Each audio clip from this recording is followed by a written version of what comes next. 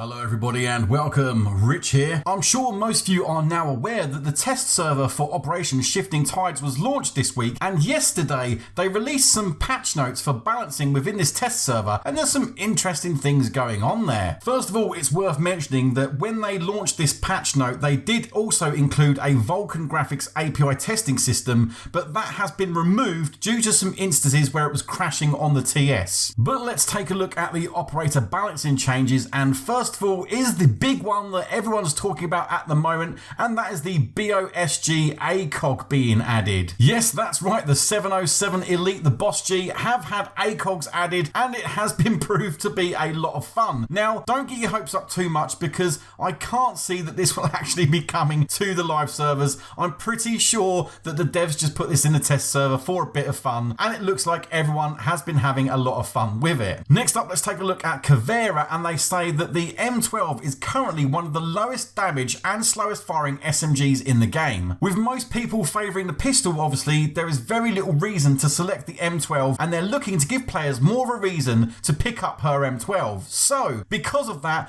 they are increasing the damage on the SMG from 36 up to 40. Not a massive change, but hopefully it's enough to make people want to use that SMG a little bit more. Next up on the list is Ela, and they say that they've seen that Ela's FO12 is very strong, specifically on console, resulting in excessively high ban rates compared to other defenders. And I actually noticed this the other day while playing unranked. A lot of people were banning Ela, and I was like, why are people doing this? Ela's not a particularly bad operator. I can't see why people are banning her. Obviously, this is the reason why people think that the FO12 is too strong. So as a result of that, they're going to be making the FO12 recoil system more in line with other semi-automatic shotguns to bump down her power a bit. There'll be a decreased fall-off damage curve. Damage remains the same until 6 meters, but decays more rapidly to make it less effective for more than 10 meters. They've increased the spread and lowered the accuracy, so the FO12 now has additional spread when shooting quickly, making it more consistent with other semi-auto shotguns, and they've slightly increased the recoil and kick to make it less easy to control and less spray and pray. The SASG-12 has also gone under a similar change, and they say that it's got an additional spread when shooting quickly, as well as an additional extra recoil and kick to make it a bit less easy to control. Looks like Glazer's got a little bit of a buff here, and giving our Russian sniper a bit more love to help him spot enemies even when the scope is not charged. They've tweaked the yellow highlight curve of the scope to increase the intensity when the scope is not charged. Kaid is also getting a little bit of a buff for this test server,